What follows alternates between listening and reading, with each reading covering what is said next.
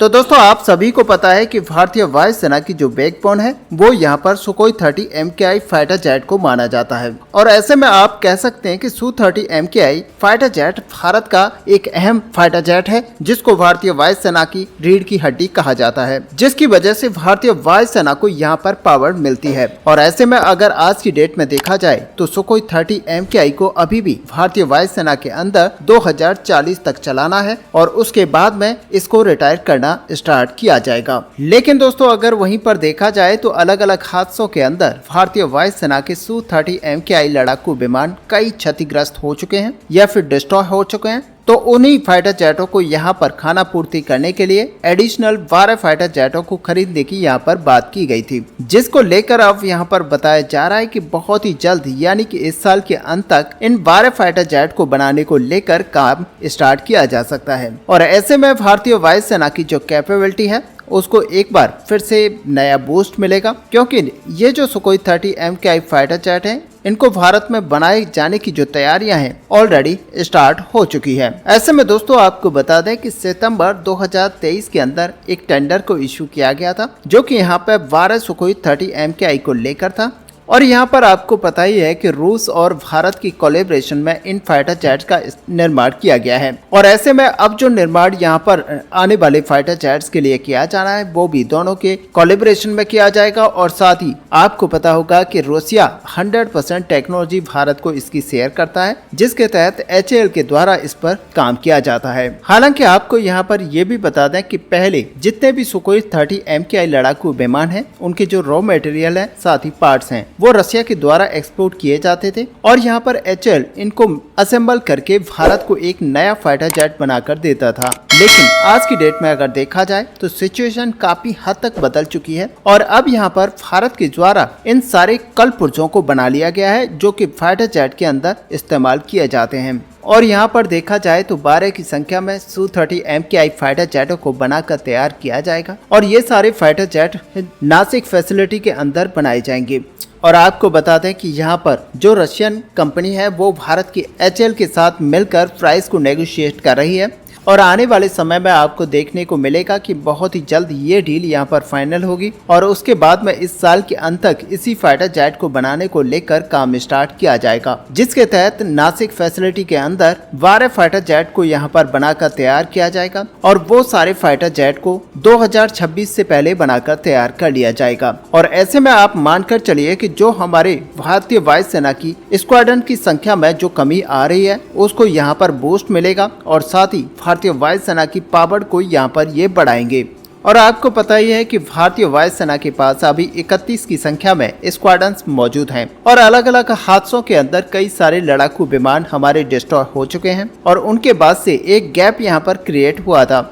जिसको फिल करने का काम इन 12 सुखोई 30 MKI फाइटर जेट के द्वारा किया जाएगा। और साथ ही आपको बता दें कि भारतीय वायुसेना के अंदर जो यहाँ पर शॉर्टेज है वो काफी हद तक गहराती जा रही है और इसी को पूर्ण करने के लिए भारतीय वायुसेना और भारतीय सरकार की तरफ से हर संभव प्रयास किया जा रहा है। ऐसे में आप यहाँ पर मानकर चल सकते हैं कि बहुत ही जल्द भारतीय सरकार यहाँ पर तेजस के द्वारा साथ ही तेजस MK2 और साथ ही हमारा जो MRF टेंडर है जिसके तहत भारत को यहाँ पर 114 लड़ाकू विमानों को खरीदना है, उनके तहत इस गैप को फिलअप किया जाएगा। और ऐसे में दोस्तों यहाँ पर जो विशेषज्ञों के द्वारा बताया जाता है वो यहाँ पर बताया जाता है कि भारतीय वायुसेना को आज की डेट में अगर टू फ्रंट वार को देखा जाए तो उसके चलते भारतीय वायुसेना के अंदर आज की डेट में कम से कम 42 स्क्वाड्रन्स मौजूद होने चाहिए, लेकिन अभी हमारी वायुसेना स्क्वाड्रन्स की कमी से जूझ रही है। और साथ ही दोस्तों आपको बता दें कि ये जो 12 सुखोई 30 MKI फाइटर जेटों को फिर से बनाया जा रहा है, यहाँ पर एक महत्वपूर्ण बात ये भी है कि इन सारे फाइटर जेट को सुपर सुखोई में पहले ही कन्वर्ट कर दिया जाएगा और इनके अंदर वो सारी कैपेबिलिटीज यहाँ पर डाली जाएंगी जो कि भारत अपने बाकी के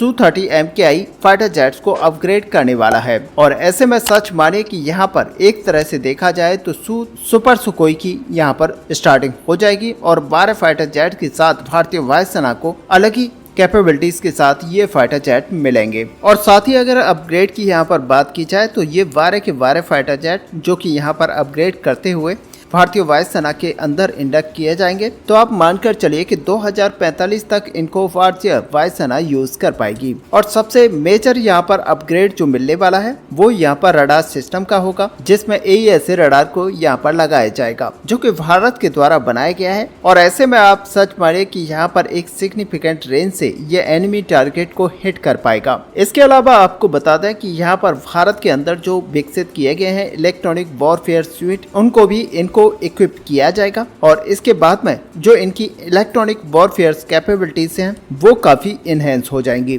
ऐसे में आपको बता दें कि कॉकपिट के अंदर भी कई सारे मेजर चेंजेस किए जाएंगे, जहां पर मल्टी फंक्शनल डिस्प्ले को भी लगाया जाएगा। और कुछ रिपोर्ट्स के अंदर यहां पर बताया ये जा रहा है कि लार्ज एरिया डिस्प्ले भी इसके अंदर लगाया जाएगा। लेकिन अब यहाँ पर मान सकते हैं कि वहाँ पर जो कॉकपिट के अंदर है वो काफी मॉडर्नाइज करने के बाद ही इसके अंदर लार्ज डिस्प्ले को सेटअप किया जा सकता है।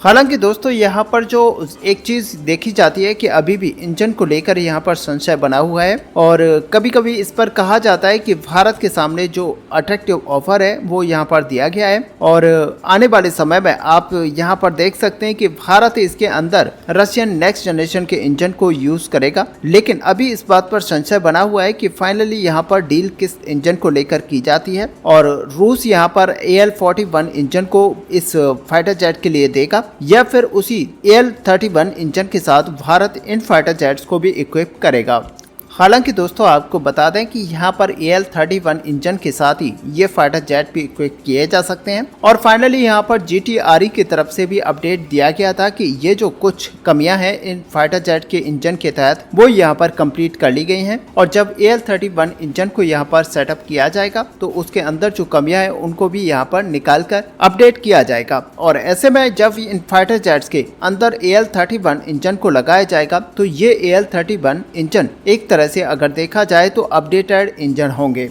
जो कि GTRE के द्वारा अपडेट किए जाएंगे। और दोस्तों इसके अलावा अगर हथियारों की यहाँ पर बात की जाए तो सुखोई 30 MKI के अंदर एक हथियारों का बहुत ही बड़ा अपग्रेड मिलने वाला है। यहाँ पर आप कह सकते हैं कि आने वाले समय में 80% से ज्यादा जो वेपन सिस्टम है वो सुखोई 30 MKI के अंदर इंडिजिनस होंगे। और ऐसे में आप मानकर चल सकते हैं कि एयर टू एयर कॉम्बैट में आपको अस्त्रा सीरीज की तीनों मिसाइल देखने को मिलेंगी, जिसमें अस्त्रा मार्क 1, अस्त्रा मार्क 2 और साथ ही अस्त्रा मार्क 3 जो कि करीब 250 किलोमीटर की रेंज के साथ इस फाइटर जेट के अंदर लगाई जाएगी। और फाइनली दोस्तों यहाँ पर अगर रुद्रम की बात की जाए तो रुद्रम सीरीज की भी तीनों मिसाइल यहाँ पर इंडक्ट की जाएंगी। आपको बता दें कि यहाँ पर जो रुद्रम 2 और रुद्रम 3 है वो यहाँ पर दो अलग अलग वेरिएंट के अंदर देखने को मिलेंगी और एक एंटी रेडिएशन वेरिएंट मिसाइल भी होगी और एक यहाँ पर ग्राउंड बेस्ड मिसाइल होगी। और हाल ही में हमने अभी देखा है कि इसमें इजरायली रैमपेज और रॉक्स मिसाइल भी यहाँ पर इंडक्ट की जाएगी। और ऐसे में आप मानकर चल सकते हैं कि इसकी जो स्टैंड ऑफ रेंज है वो काफी इनहेंस हो जाएगी। तो दोस्तों फाइनली अगर यहाँ पर देखा जाए तो Su-30 MKI हमारे लिए काफी ज्यादा एडवांस होने वाला है और इसके तहत भारतीय वायुसेना को यहाँ पर पावर्ड किया जाएगा। तो आप मानकर चल सकते हैं कि भारतीय वायुसेना की जो कैपेबिलिटीज हैं इसके जरिए काफी हद तक बढ़ने वाली हैं। साथ में यहाँ पर यह भी होगा कि भारतीय वायुसेना के अंदर जो स्क्वाड्रंस की अभी संख्या में कमी आ रही है उसको यहाँ पर बढ़ाया जाएगा। हालांकि आने वाले समय में यहाँ पर क्या क्या होता है देखने को मिलेगा। आप अपना व्यू हमें कमेंट पे लिखकर बता सकते हैं। साथ ही अगर वीडियो आपको अच्छी लगी हो तो लाइक और शेयर करना ना भूलें। मिलते हैं नेक्स्ट वीडियो में, तब तक के लिए जय हिंद जय भारत।